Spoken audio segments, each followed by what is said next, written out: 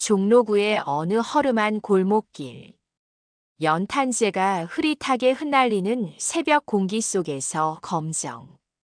고무신을 꿰찬 순애는 오늘도 타자기 가방을 옆구리에 끼운 채 분주히 걷고 있었습니다.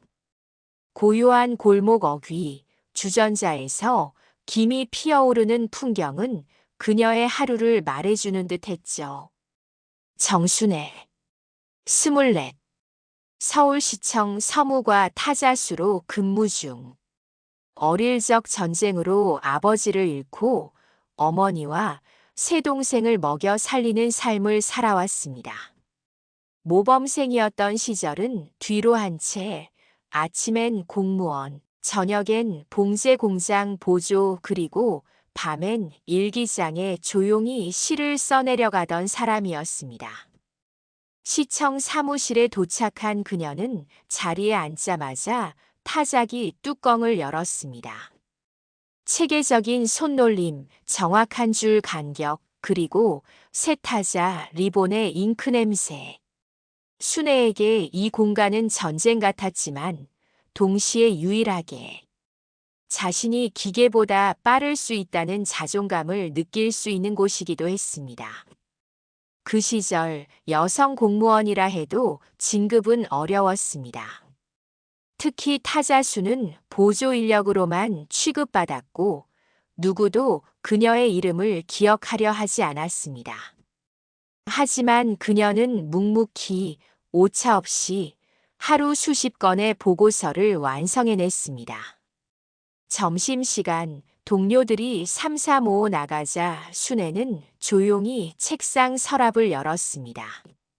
주먹밥과 무말랭이 반찬. 어머니가 싸준 도시락은 단출했지만 따뜻했습니다. 그때 한 동료가 급히 들어왔습니다. 야야, 너 분식집에 새 메뉴 나온 거 알아? 새 메뉴요. 라면이래. 일본에서 건너온 거래요. 물만 부으면 3분이면 완성된대요. 라면이란 단어가 낯설게 들렸습니다. 3분이면 되는 국수. 그 말에 순애는 잠시 도시락을 덮고 궁금함을 품은 채 분식집으로 발걸음을 옮겼습니다. 분식집 아주머니는 사뭇 자랑스러운 얼굴로 말했다죠. 이거요, 일본서 온 건데 그냥 물 붓고 끓이기만 하면 돼요. 국물이 아주 얼큰해요. 순애는 조심스레 국물을 한 숟갈 떠보았습니다. 매콤하고 기름진 향이 입안에 퍼지며 어릴 적 어머니가 끓여주시던 고추장국이 떠올랐습니다. 하지만 이건 달랐습니다. 더 짜고 더 맵고 더 강렬했죠. 그녀는 조금 놀란 듯 웃었습니다. 속이 뜨끈해졌습니다. 마치 잠깐이라도 내 입맛을 생각한 듯한 느낌. 그날 오후 타자기 소리는 평소보다도 경쾌하게 들렸습니다. 그러나 이 평온함은 오래가지 않았습니다. 그녀가 있는 사무실 벽면에 인사이동 공고가 붙었습니다. 그리고 그날 오후 시청 인사과로부터 새 인사 발령자가 온다는 소식이 전해졌죠. 그날 오후 서울시청 서무과 사무실에 낯선 긴장감이 돌았습니다. 직원들 사이로 작은 소문이 퍼졌죠.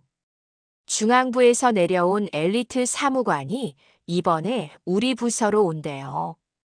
젊은 데다가 고집이 세다던데요. 이야기 끝에 누군가는 속삭이듯 말했습니다.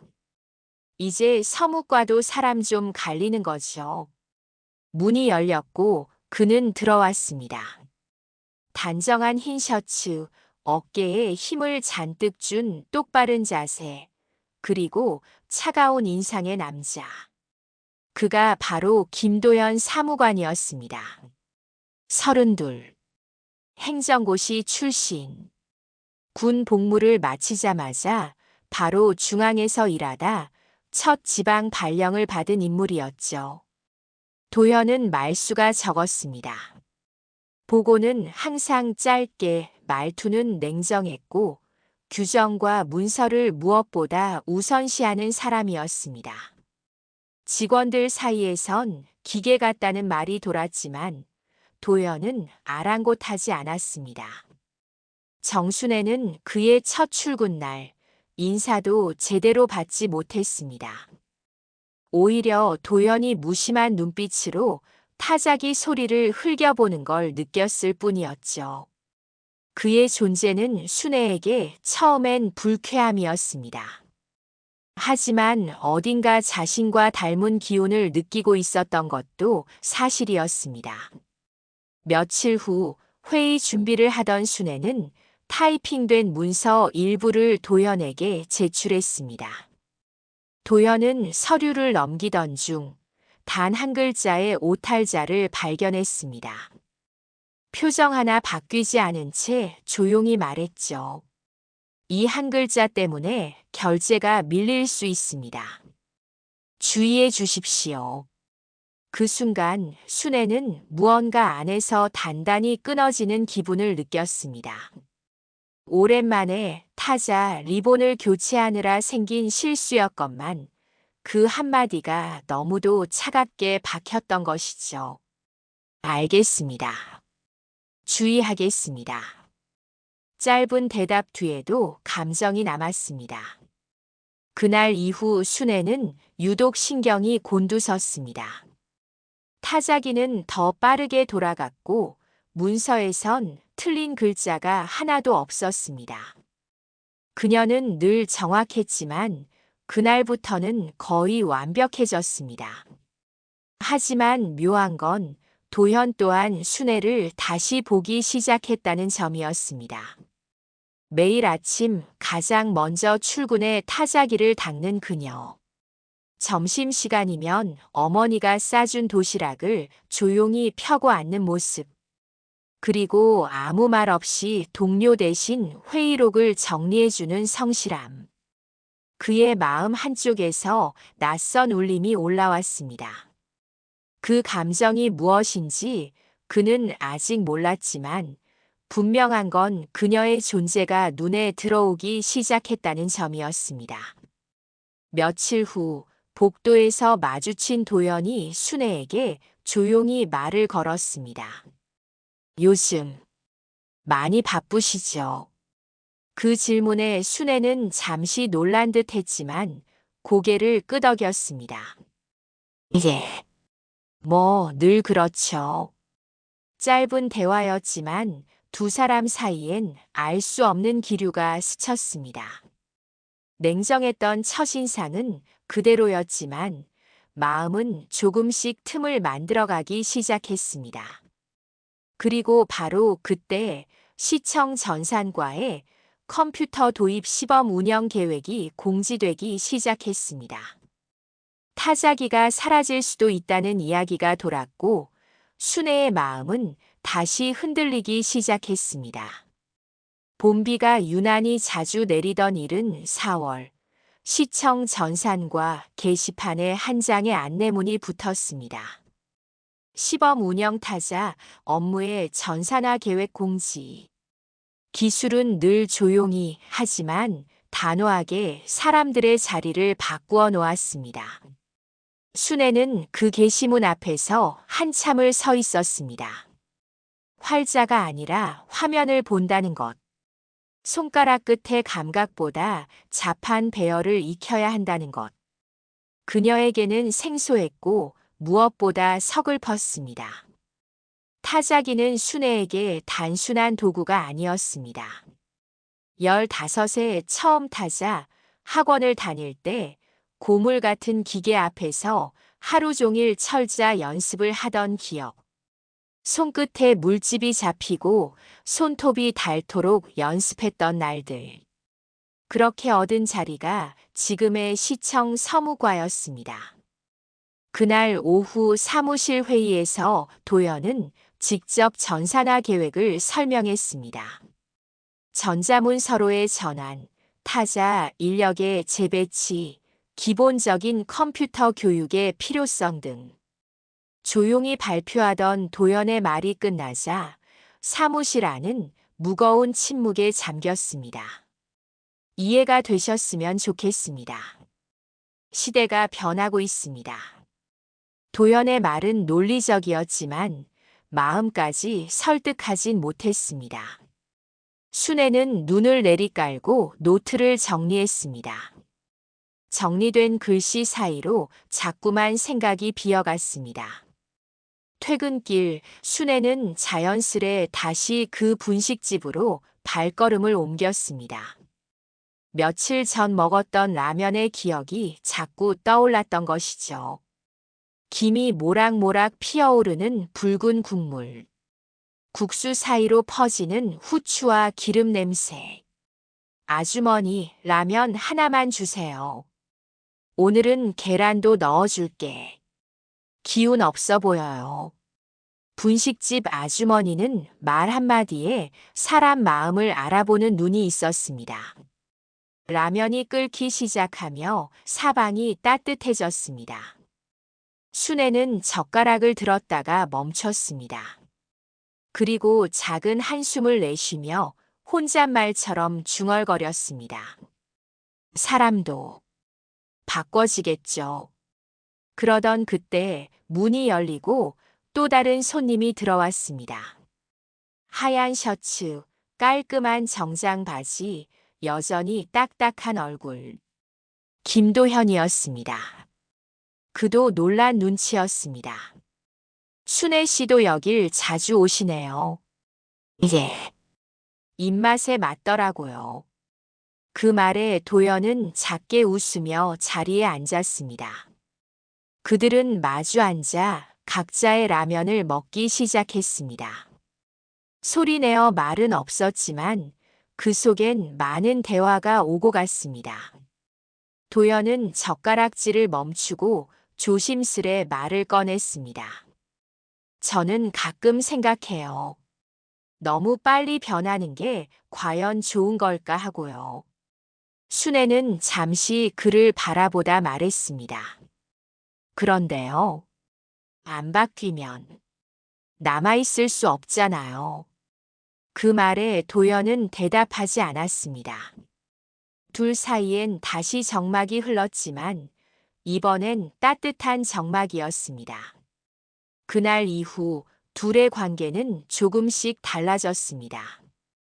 짧은 인사, 눈인사, 가끔 나누는 짧은 대화.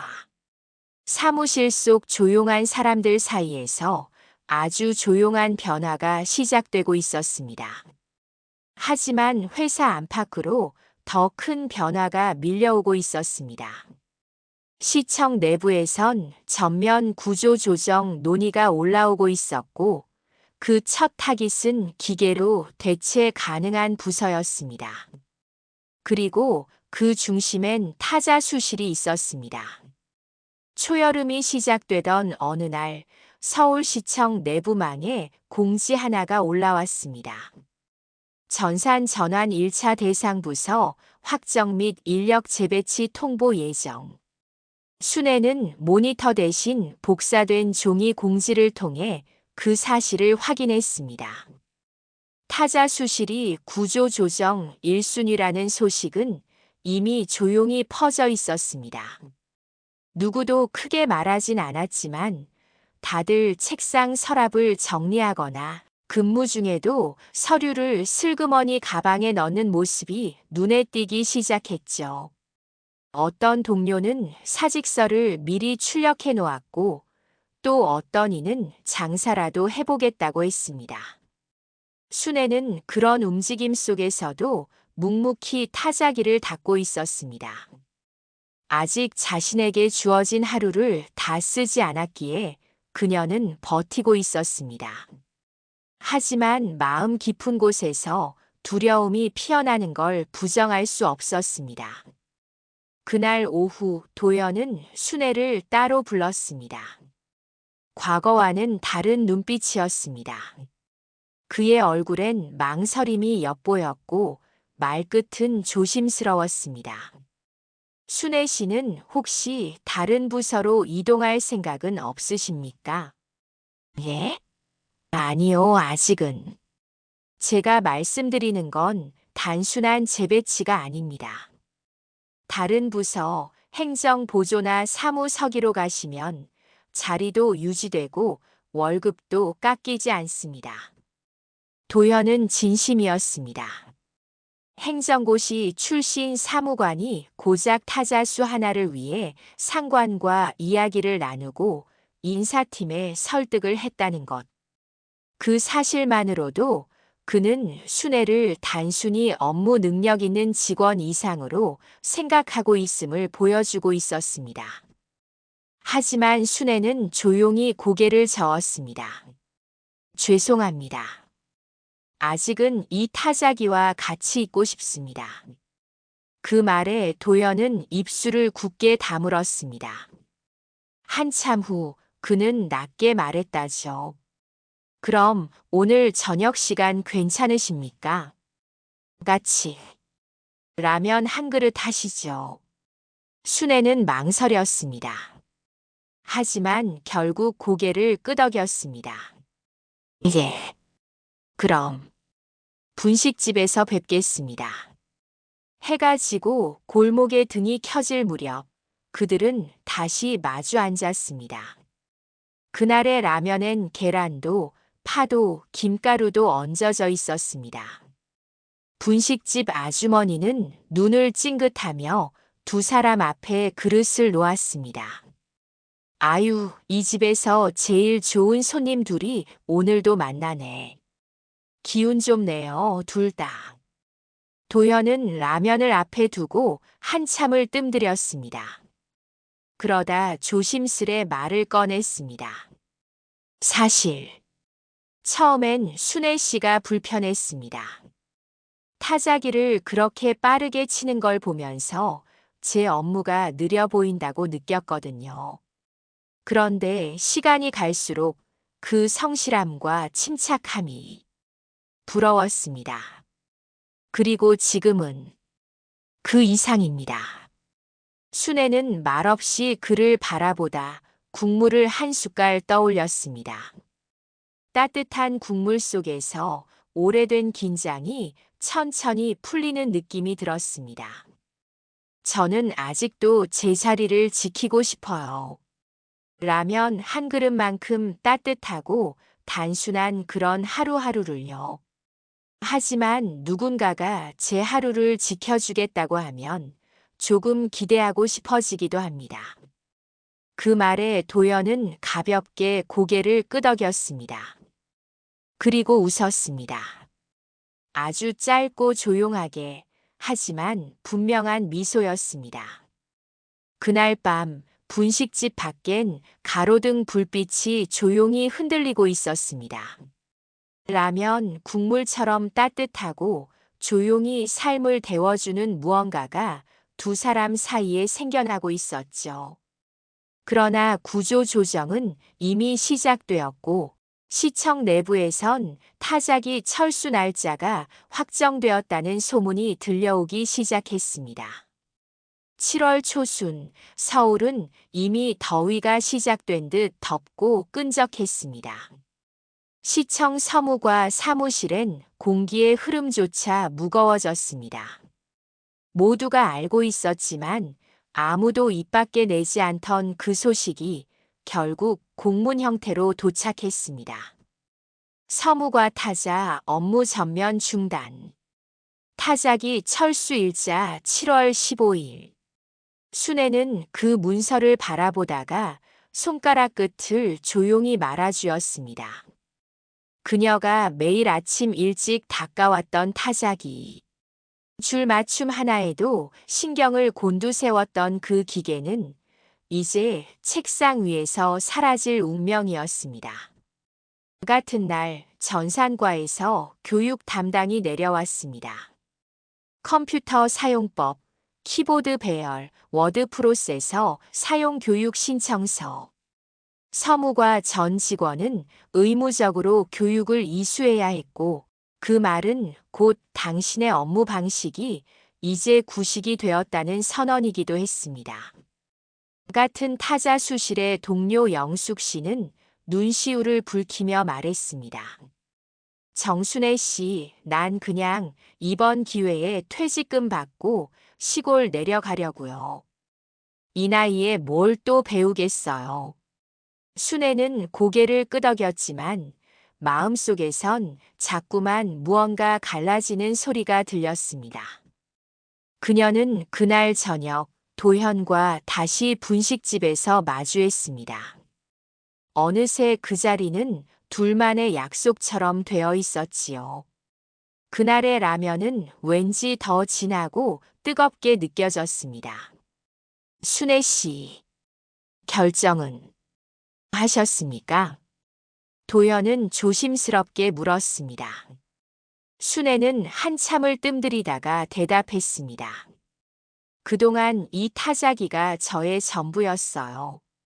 제 손끝으로 먹고 살았고, 제 시간을 정리해줬고, 제 마음을 대신해줬습니다. 하지만 이젠 작별할 시간이네요. 도연은 천천히 고개를 끄덕였습니다. 그 말, 순애 씨 입에서 직접 들으니까 마음이 이상하네요. 그는 한참을 망설이다가 말했습니다. 앞으로 어떻게 하실 건가요? 글쎄요. 아직은 모르겠어요. 그냥 하루하루를 더 견뎌보는 것부터 시작하려고요.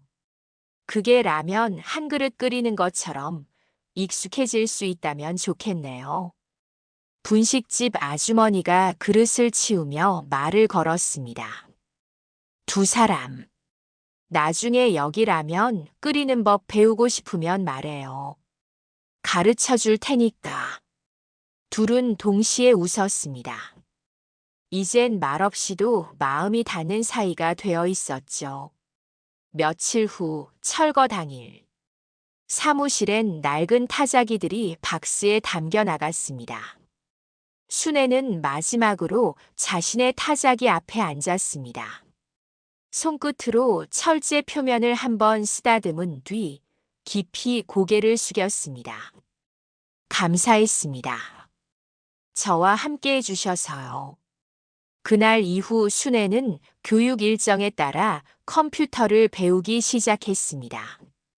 화면 앞에서 낯선 키보드를 두드리는 손이 어색했지만 그녀는 포기하지 않았습니다. 도연은 점심시간마다 그녀 옆에 앉아 마우스 클릭을 도와주었습니다. 한 시대가 막을 내렸고 또 다른 시대가 열리려 하고 있었습니다. 하지만 순애의 마음엔 여전히 그 철제 타자기의 무게와 소리가 살아있었습니다.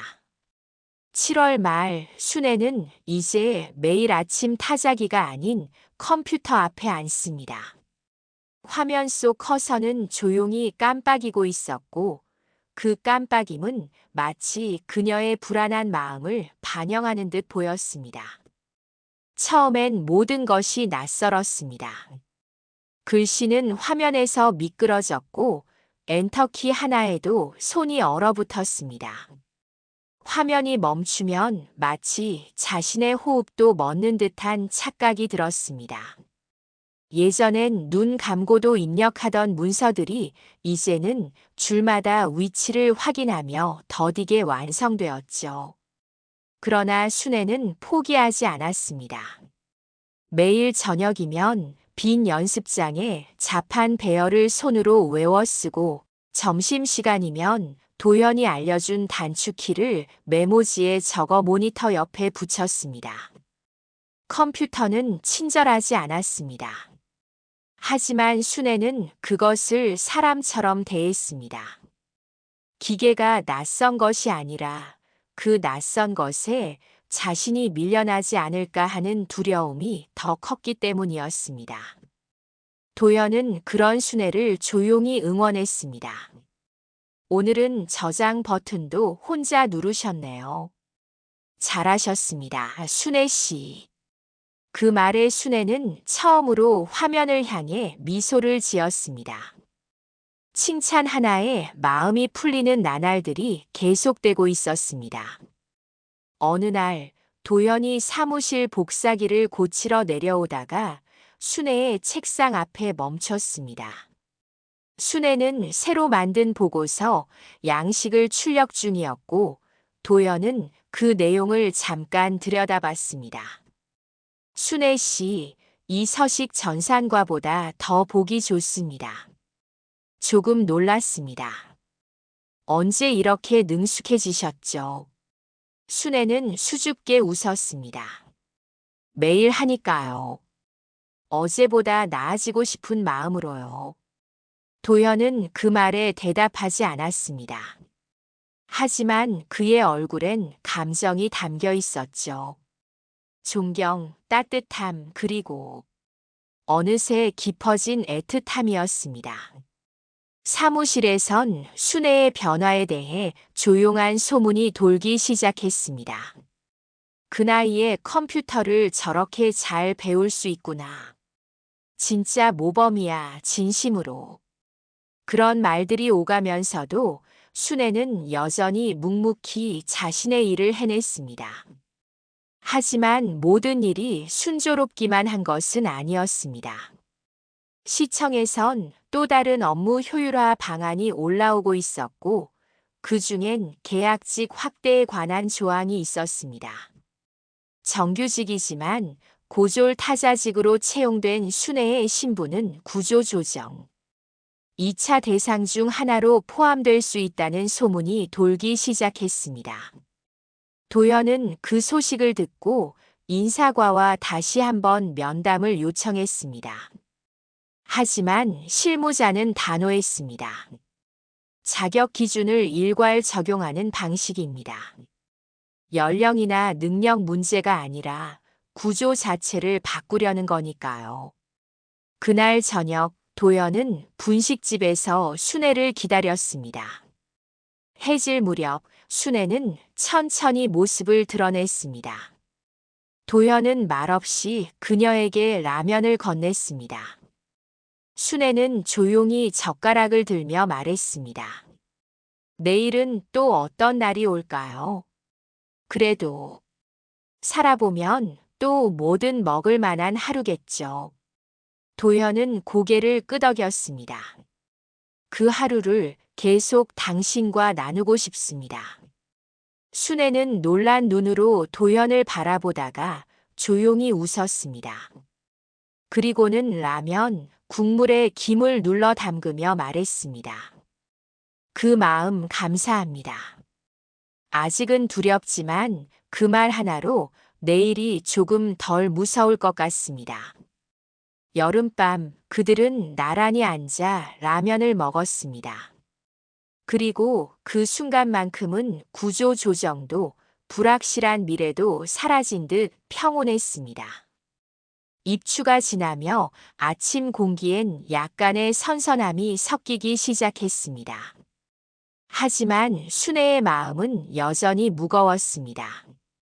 인사과에서는 아직 공식 통보는 없다고 했지만 그녀의 사무실 책상엔 어느새 서서히 정리의 기운이 돌고 있었습니다. 한쪽 벽엔 전산화 이전의 기록물들이 정리되어 가고 있었고 다른 쪽에선 젊은 계약직들이 새로 배정된 컴퓨터로 보고서를 작성하고 있었습니다. 사무실 풍경이 바뀌는 건 단지 기계나 사람 때문이 아니라 그 안에서 숨 쉬던 시간의 질감이 달라졌기 때문이었죠. 순애는 퇴근 후 낡은 앨범을 꺼냈습니다. 20살 타자 시험장에서 찍은 흑백 사진 한 장. 그 사진 속의 자신은 지금과는 전혀 달랐지만 분명히 같은 마음을 지닌 사람이었습니다. 그 다음 날 도연은 순애를 시청 옥상으로 불렀습니다. 그곳은 퇴근 후 조용하고 바람이 잘 드는 시청에서도 가장 한적한 공간이었습니다. 요즘은 좀 어떠십니까? 그의 물음에 순애는 한참을 말없이 서 있었습니다. 그러다 천천히 입을 열었습니다. 도현 씨, 저는 어쩌면 처음으로 내 인생에 대해 스스로 결정을 내려보는 것 같아요. 예전엔 그저 맡겨진 일을 했고, 내 자리는 남이 정해주는 거라고 생각했거든요. 근데 지금은 내가 지키고 싶은 하루가 있다는 걸 알았어요. 도연은 가볍게 고개를 끄덕였습니다. 그 하루는 어떤 모습입니까? 그게 사무실일 수도 있고 아닐 수도 있습니다. 순애는 하늘을 올려다봤습니다. 구름이 느리게 흘러가는 걸 바라보며 조용히 말했습니다. 아직 정해진 건 없어요. 하지만 이제 두렵진 않습니다. 내가 내 하루를 선택할 수 있다고 느껴지니까요. 그게 당신이 지켜준 하루예요. 도현은 그 말에 아무 말도 하지 않았습니다. 다만 그의 손이 조심스레 순애의 손을 감쌌고 두 사람은 아무 말 없이 함께 바람을 맞았습니다. 며칠 후 시청 내부망에 인사이동 공지가 떴습니다. 순애의 이름 옆엔 외부 교육 파견이라는 항목이 적혀 있었습니다. 지역 디지털문에 교육 지원 인력 6개월 계약 연장 가능. 그날 순애는 짐을 싸며 마지막으로 컴퓨터를 정리했습니다.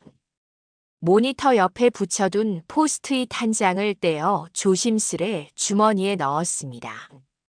거기엔 도연이 처음 알려준 단축키가 적혀 있었습니다. CTRL-S. 작지만 강력한 저장의 명령. 점심시간 도연이 마지막으로 그녀를 분식집까지 배웅했습니다. 평소처럼 라면을 시켰고 분식집 아주머니는 알아서 반숙 계란을 하나 얹어주었습니다. 다음엔 혼자 오셔야겠네요.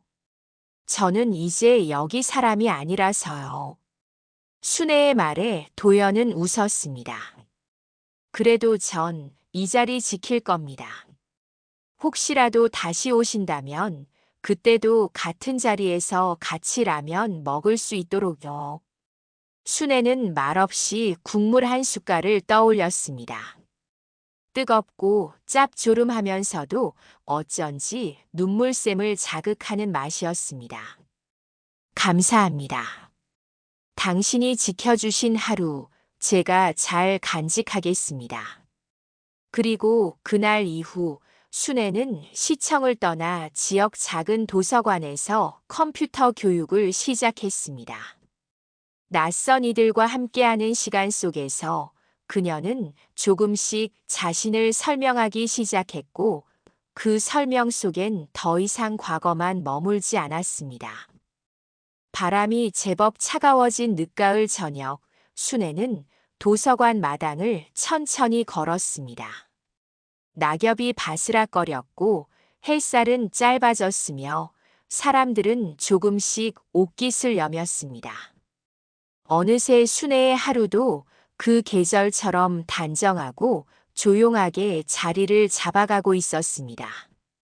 도서관 컴퓨터 교실은 늘 조심스럽게 시작됐습니다. 어르신 수강생들은 컴퓨터를 마주할 때마다 작게 숨을 들이켰고 순애는 그 마음을 누구보다 잘 알고 있었습니다. 그래서 그녀는 늘 한 문장으로 수업을 시작했습니다. 우리 천천히 해볼까요? 처음엔 다 낯선 법이에요.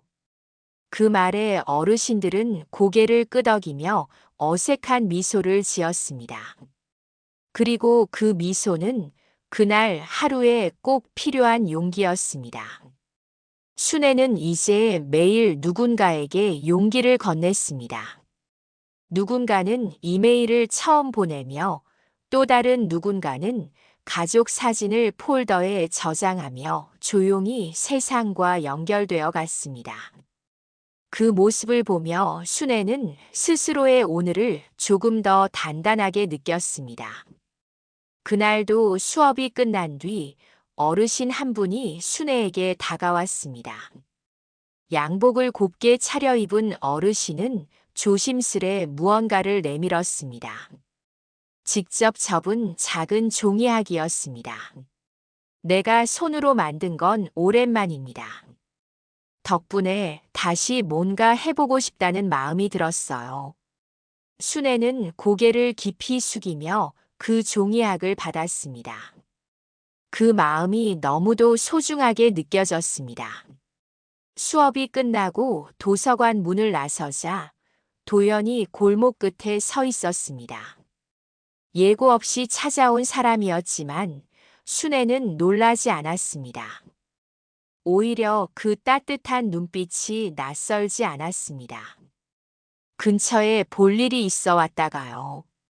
라면 같이 드실래요? 순애는 미소 지으며 고개를 끄덕였습니다. 두 사람은 골목 끝 오래된 분식집으로 향했습니다. 그곳은 여전히 따뜻한 국물 냄새로 가득했고 테이블 위엔 김이 모락모락 올라오는 라면 두 그릇이 놓였습니다. 순애는 젓가락을 들며 말했습니다. 이상하죠. 라면은 늘 같은 맛인데 먹는 사람에 따라 전혀 다른 시간이 되는 것 같아요. 도연은 잠시 젓가락을 멈추고 순애를 바라봤습니다. 그건 라면이 아니라 옆에 있는 사람 덕분 아닐까요? 순애는 대답 대신 국물 한 숟갈을 천천히 떠올렸습니다. 뜨겁고 짭조름한 국물 속엔 잊지 못할 계절들이 담겨 있었습니다. 그리고 그 국물은 앞으로 끓여나갈 시간에 대한 조용한 다짐 같기도 했습니다. 도현이 다시 말했습니다. 이제는 당신이 누군가의 하루를 지켜주는 사람이 됐네요. 예전처럼 말이죠. 순애는 조용히 웃었습니다. 그 하루가 아주 오랫동안 이어졌으면 좋겠어요. 라면처럼 다시 끓일 수 있는 하루들이 많았으면 합니다. 분식집 창밖엔 가을비가 조용히 내리고 있었습니다. 두 사람은 말없이 라면을 먹으며 익숙하고도 새로운 하루를 함께 하고 있었습니다. 구독과 좋아요는 제가 글을 작성하는데 도움이 되어요.